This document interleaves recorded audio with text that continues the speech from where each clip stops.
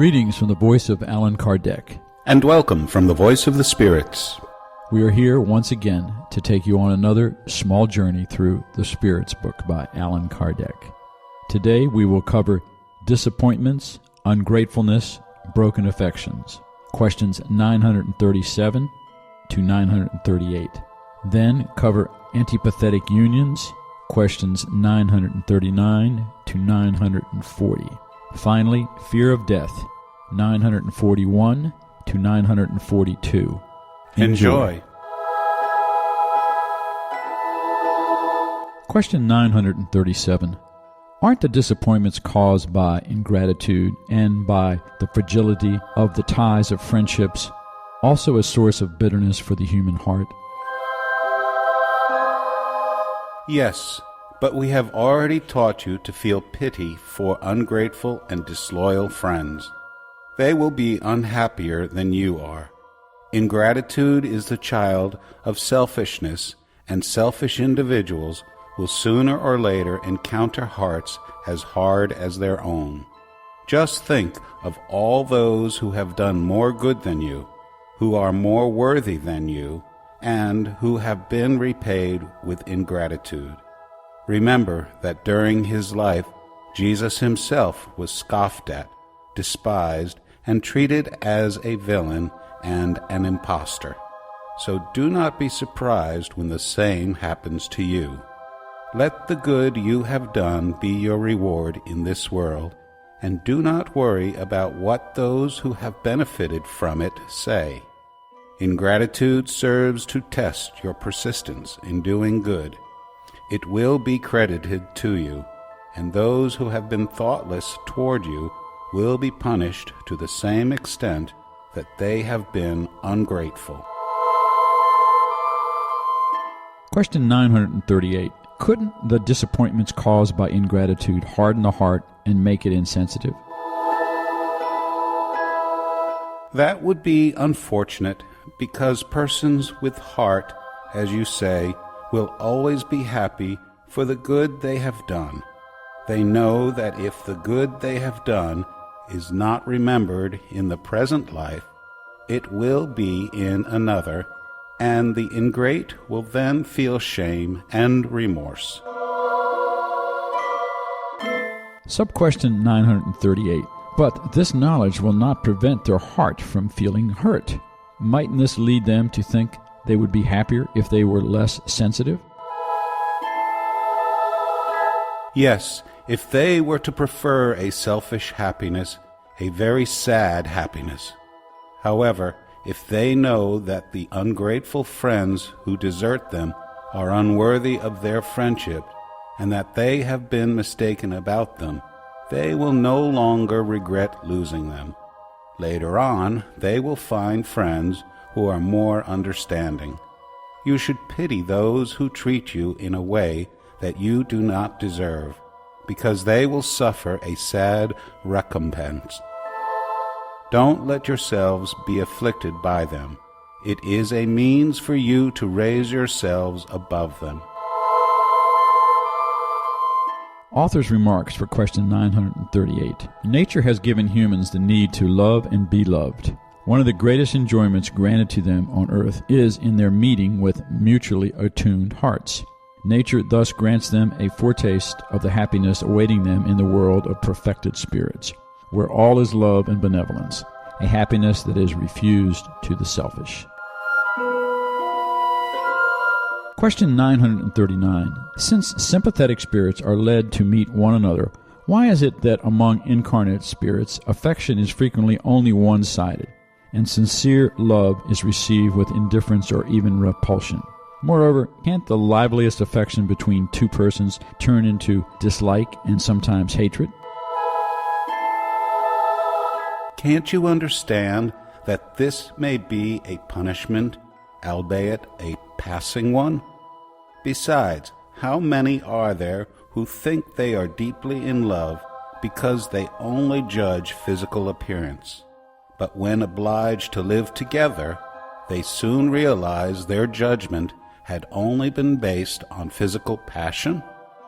It is not enough to be enamored with someone who pleases you. and whom you suppose to be endowed with beautiful qualities. It is only by living together that you can appreciate each other. On the other hand, how many unions there are that at first seem to be incompatible, but which, in time, as both get to know each other better, are transformed into a tender and lasting love, because it is founded on a mutual esteem. You must not forget that it is the spirit who loves and not the body, and that once the physical illusion dissipates, the spirit sees reality. There are two kinds of affection, that of the body and that of the soul, and these are often mistaken for each other. When pure and sympathetic, the affections of the soul is lasting.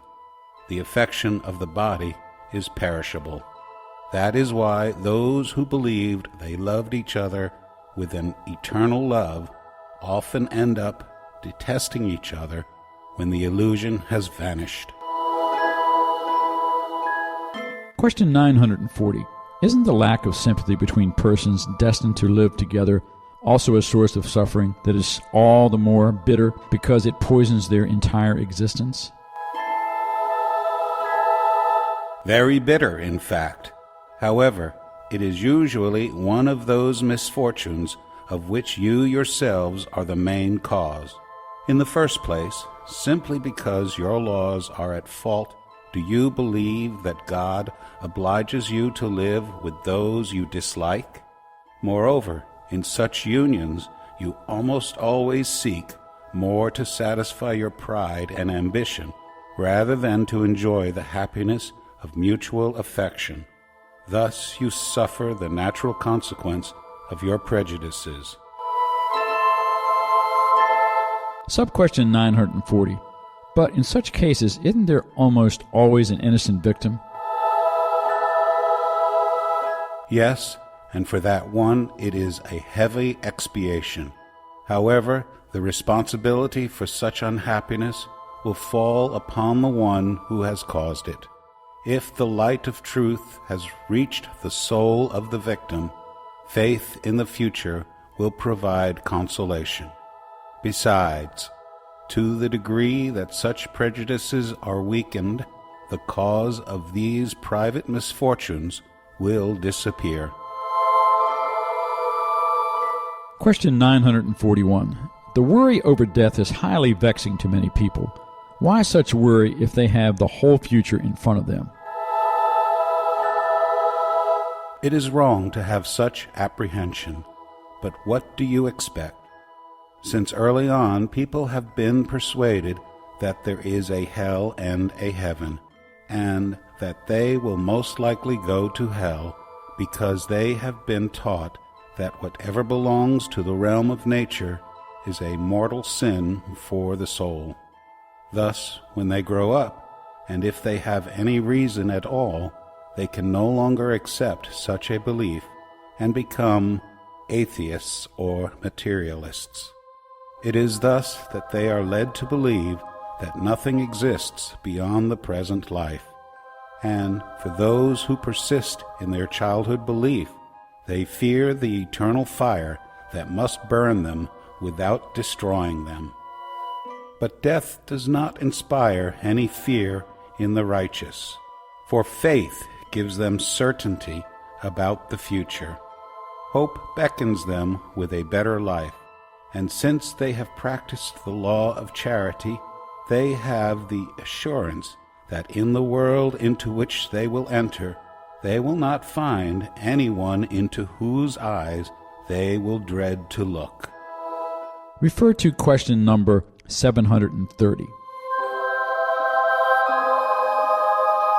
Author's remarks for question 941. Carnal individuals are more connected to corporeal life than spiritual life, and while on earth they experience only its physical pains and pleasures. Their happiness consists in the fleeting satisfaction of all their desires. Their soul is constantly concerned with and affected by the vicissitudes of life, and hence it remains anxious and in constant torment. Death terrifies them because they have doubts about the future and because they believe that they must leave on earth all their affections and hopes. Even while in this world, moral persons who have raised themselves above the artificial needs created by the passions experience pleasures unknown to materialistic persons. The moderation of their desires lends calmness and serenity to their spirit.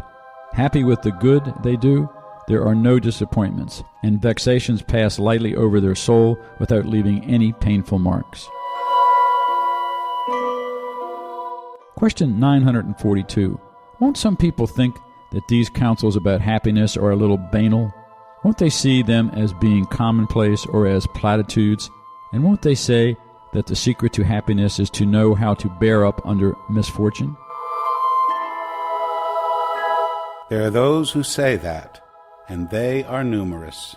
Many of them, however, are like ill persons for whom the doctor has prescribed a particular diet.